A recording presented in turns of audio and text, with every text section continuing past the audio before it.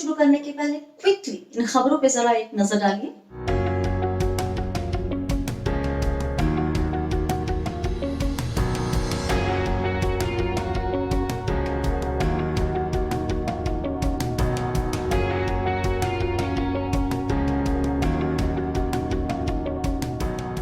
तो भाई साहब, लोगों की आमदनी कम हो रही है और सिर्फ नौकरी पेशा लोगों की बात नहीं की जा रही है।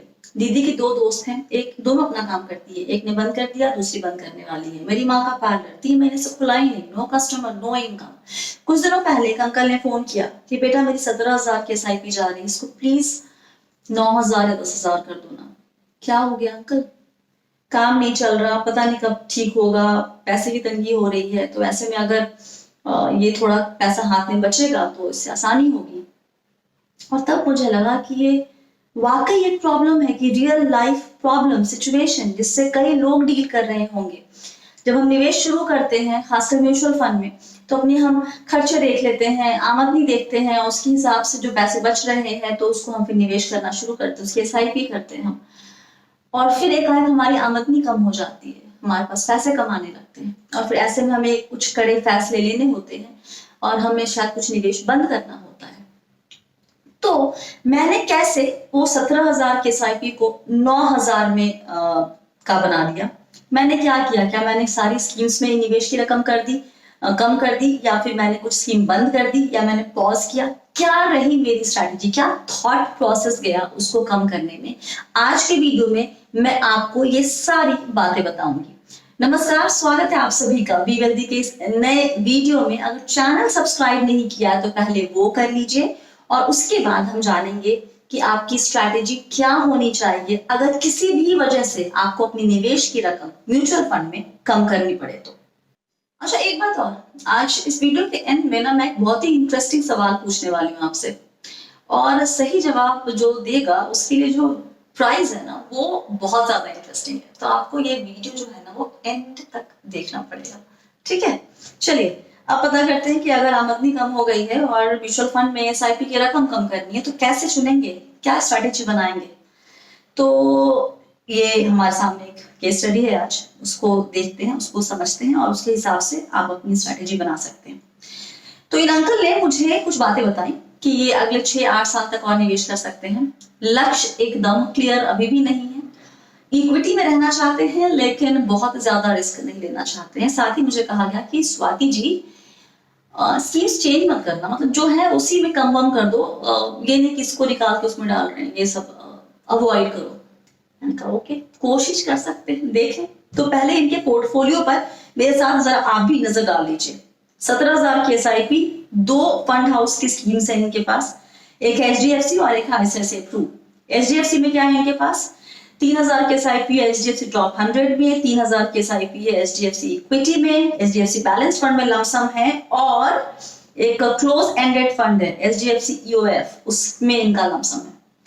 दूसरा ICICI Pru पे आइए, वहां पर देखिए इनके पास है 3,000 के SIP ICICI Pru multi asset में।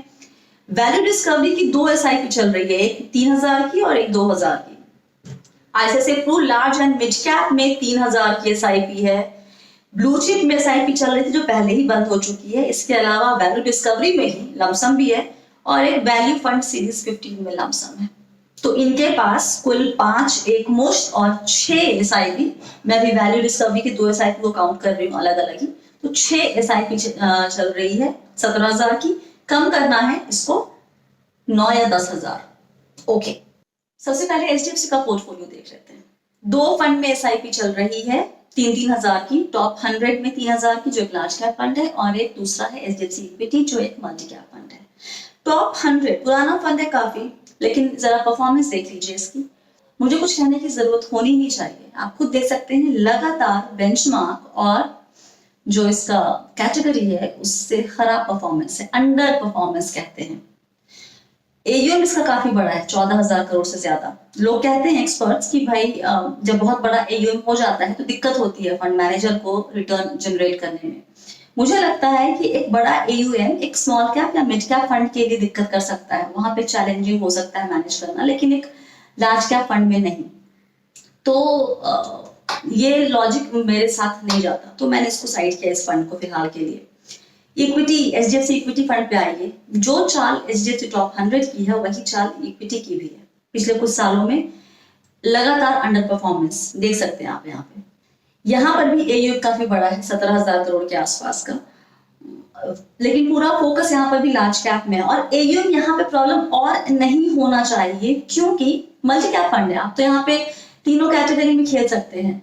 तो वो पैसे डिप्लॉय करके रिटर्न जनरेट करना should not be an issue with the fund manager, लेकिन यहाँ पर वो नहीं दिख रहा मुझे, इसलिए मैंने दोनों को होल्ड पे रखा। अब लेकिन चैलेंज ये है कि मैं एचडीएफसी की दोनों एसआईपी बंद कर दूं तो मुझे आईसीआईसीआई प्रू के ही एसआईपी पे डिपेंडेंट होना पड़ेगा, तो वो एक अच्छी सिचुएशन नहीं होगी। तो मैंने क्या किया कि जो टॉप 100 का जो पैसा या दोनों में से एक एसआईपी का पैसा, दोनों ही बंद कर दीजिए, एक एसआईपी का पैसा एचडीएफसी के इंडेक्स प्लान में सेंसेक्स में डालने के लिए अंकल को कहा। उससे दो चीजें हैं कि आपका एक तो फंड हाउस चेंज नहीं हो रहा है, आप उसी में रहेंगे बने हुए, तो बहुत मेजर चेंज नहीं होगा आपके पोर्टफोलियो में, और दूसरा कि आप इक्विटी में भी रहेंगे और सेंसेक्स प्लान कम रिस्की भी रहेगा आपके लिए। निफ्टी प्लान भी है एचडीएफसी का, लेकिन I prefer Sensex over Nifty, क्योंकि सेंसेक्स में 30 स्टॉक होते हैं, मुझे लगता है कि इतना डाइवर्सिफिकेशन काफी है। इस पे अलग अलग राय हो सकती है, लेकिन ये मेरा कॉल है। तो एचडीएफसी में उनका सिर्फ एक एसआईपी चलेगी, वो रहेगी एचडीएफसी इंडेक्स फंड सेंसेक्स में। अब इनके आईसीआईसीआई वाले पोर्टफोलियो को जरा देख लेते हैं, इसमें से मैंने कौन सा रखा है, कौन सी स्कीम चालू रखी है, कौन सी बंद कर दी और क्यों, ये बता दूं मैं क्विकली आपको। देखिए, पहला आईसीआईसीआई प्रू मल्टी एसेट 3000 की एसआईपी चल रही थी, इसको मैंने रखा, जारी रखा, क्योंकि एक तो मल्टी एसेट है, तीन कैटेगरी इक्विटी, डेट और कमोडिटी, तीनों में निवेश करने का सेबी का मैंडेट है और तीनों में कम से कम 10-10% तो निवेश करना ही होगा। तो कमोडिटी आ गया है, तो एक तो कमोडिटी का एक्सपोजर पूरे पोर्टफोलियो में कहीं नहीं था, क्योंकि सेबी का मैंडेट है 10-10% तो रखना ही पड़ेगा। तो अगर कम होता है कोई किसी की वैल्यू किसी एक एसेट की, तो उसको फंड मैनेजर को बैलेंस करना पड़ता है, तो ये अपने आप ही रीबैलेंसिंग होता रहता है। और because of multi asset mandate यहाँ पर वोलेटिलिटी मतलब उठापटक का असर ना नहीं यहाँ पे दिखता नहीं है, ये उठापटक, तो ये उठापटक नहीं दिखेगी तो रिस्क भी कम होगा। तो जो अंतर का मैंडेट था कि मुझे इक्विटी में रहना है लेकिन रिस्क ज्यादा नहीं, तो उससे मैच करता है। दूसरा वैल्यू डिस्कवरी फंड इनके पास, उसमें 5000 की एसआईपी चल रही थी, दो अलग अलग एसआईपी, एक 3 की एक 2 की, तो मैंने 2 वाली बंद करवा दी, एक रखी। वैल्यू डिस्कवरी फंड में कहता है सेबी कि आपको 65% कम से कम इक्विटी में निवेश करना होगा और आपको वैल्यू इन्वेस्टमेंट स्ट्रैटेजी को फॉलो करना पड़ेगा। अब ये इन्वेस्टमेंट स्ट्रैटेजी क्या होती है, इस पे एक अलग वीडियो बन सकता है। इतना समझ लीजिए कि वैल्यू इन्वेस्टमेंट स्ट्रैटेजी जो फॉलो करते हैं जो फंड्स, उसमें ये बुल रन में शायद आपको बहुत अच्छा रिटर्न, एक्सेप्शनल रिटर्न शायद ना दे, लेकिन जब बाजार नीचे जाता है, जब खराब होता है, तब ये ठीक परफॉर्म करते हैं। ये डाउनसाइड रिस्क को है ना, ये कंट्रोल करते हैं, इनमें गिरने के चांसेस, ये इनके ऊपर वोलेटिलिटी का असर कम होता है, तो ये पूरे पोर्टफोलियो को एक बैलेंस देते हैं, तो इसलिए होना जरूरी है। हालांकि वैल्यू डिस्कवरी कैटेगरी में या वैल्यू फंड की कैटेगरी में और भी अच्छे नाम हैं, इसमें आईसीआईसीआई प्रू वाला जो फंड है वो भी अच्छा है, लेकिन जैसे टाटा पी है, इन्वेस्को का कॉन्ट्रा फंड है, लेकिन क्योंकि मुझे फंड चेंज करने का मैंडेट नहीं दिया गया है स्कीम का, तो मैंने इसको कंटिन्यू किया। एक और फंड था इनके पोर्टफोलियो में जहां 3000 की एसआईपी जा रही है, large and mid cap, ICICI Pru large and mid cap, इसको मैंने बंद करने का फैसला किया। क्यों? पहली बात तो कैटेगरी की तुलना में परफॉर्मेंस इसका एकदम अच्छा नहीं दिख रहा था, तो इसको वहां पे इस वजह से पहली चीज। दूसरा, अंकल के पोर्टफोलियो में लार्ज कैप अब एचडीएफसी इंडेक्स फंड में है ही लार्ज कैप, वहां पे चला गया। जो वैल्यू डिस्कवरी फंड है उसमें 74% जो है निवेश वो लार्ज कैप की तरफ है, तो वहां पर भी लार्ज कैप एक्सपोजर ठीक ठाक मिल रहा है। मिड कैप की अंकल को जरूरत ही नहीं है, क्योंकि उन्होंने कहा था कि मुझे रिस्क नहीं लेना है बहुत ज्यादा, मुझे एकदम कम रिस्क पे खेलना है इक्विटी में रहते हुए भी। तो any which way value discovery fund में 23% का निवेश है वो पूरा मिड कैप पे फोकस करता है, तो थोड़ा सा एक्सपोजर मिड कैप में मिल रहा है। तो इसको देखते हुए, और प्लस एक बात और, उनके पोर्टफोलियो में आईसीआईसीआई प्रू ब्लू चिप भी है, जिसपे उन्होंने निवेश 2017 में बंद कर दिया था, लेकिन पोर्टफोलियो में है, और वो ब्लू चिप जो है वो तो लार्ज कैप फंड था है रादर, तो लार्ज कैप पे सफिशिएंट एक्सपोजर मिल गया है और मिड कैप की उनको ज्यादा जरूरत है नहीं, तो फिर इन वजहों से मैंने इसको बंद करने का फैसला लिया। तो अब मैंने क्या किया, HDFC इंडेक्स में 3000, इंडेक्स सेंसेक्स प्लान में 3000 की SIP चल रही है अब इनकी वैल्यू डिस्कवरी में, और 3000 की SIP multi asset ICICI Pru में, तो हो गए 9000। और इस तरीके से मैंने इनके पोर्टफोलियो को 17000 से निवेश कम करके 9000 पे लाके इनको दे दिया, इनको बताया।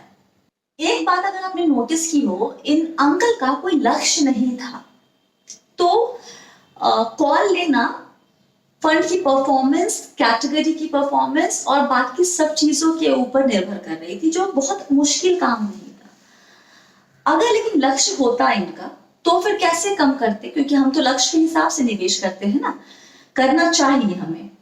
तो अगर मान लीजिए आप उस तबके में आते हैं जिन्होंने लक्ष्य के हिसाब से निवेश करना शुरू किया था, और तब आपको लगता है कि मुझे अब कम करना है SIP की रकम क्योंकि आमदनी कम हो गई है, तो क्या करेंगे? बहुत सिंपल सा ट्रिक है यहाँ पे, देखिए। कुछ लक्ष्य आपके मैंडेटरी होते हैं, कुछ वो लक्ष्य क्या हो सकते हैं? बच्चों की पढ़ाई, वो लक्ष्य हो सकता है। रिटायरमेंट वैसा एक मैंडेटरी लक्ष्य है, दूर है लेकिन जरूरी है। और कुछ लक्ष्य जो होते हैं वो फ्लेक्सिबल होते हैं, जैसे बच्चों की शादी 5 साल में नहीं 7 साल में भी हो सकती है, या फिर बड़ी गाड़ी खरीदनी है, छोटी गाड़ी है लेकिन बड़ी गाड़ी खरीदनी है। तो जब इस तरह के लक्ष्य सामने हो और आपको तब कॉल लेना हो कि कौन से निवेश को बंद किया जाए, तो देखिए कि कौन सा फंड या कौन सी स्कीम आपके मैंडेटरी लक्ष्य के लिए है, उसको आप जारी रखिए, और जो फ्लेक्सिबल लक्ष्य है, आपके गोल्स हैं, आप उसको साइड कर सकते हैं, उसको रोक सकते हैं, पॉज कर सकते हैं कुछ वक्त के लिए, बाद में फिर से कभी चालू कर लेंगे जब पैसे ठीक ठाक आने शुरू हो जाएंगे। तो अब आपके लिए कॉन्टेस्ट टाइम इंटरेस्टिंग है, गौर से सुनिएगा। मुझे कहा गया ये प्लान 17000 से 9000 कर दो, और मैंने बना के दे दिया। अगर मैं आपसे कहूं कि ये काम आप करिए जरा, पोर्टफोलियो एकदम सेम रहेगा। मैं दिखा देती हूँ फिर से एक बार पोर्टफोलियो आपको, वो एकदम सेम है। फर्क इतना है कि आपके पास फ्रीडम है, आप चाहें तो एक स्कीम में निवेश बंद करके किसी दूसरे फंड हाउस के स्कीम में निवेश कर सकते हैं। ये फ्रीडम मेरे पास नहीं थी।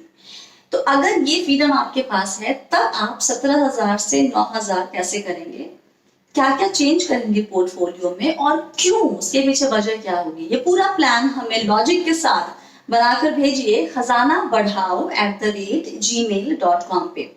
जो 3 सबसे बढ़िया प्लान होंगे एक हफ्ते के अंदर जो आ जाएगा हमारे पास, तो उनके साथ उनका प्राइस ये रहेगा कि उनके साथ हम एक इंस्टा लाइव करेंगे, और उस इंस्टा लाइव में एक हमारे साथ फाइनेंशियल प्लानर जुड़ेंगे जो आपके प्लान को इवैल्यूएट करके बताएंगे कि वो अच्छा है या फिर वो अच्छा नहीं है, और अच्छा है तो क्यों, अच्छा नहीं है तो क्यों।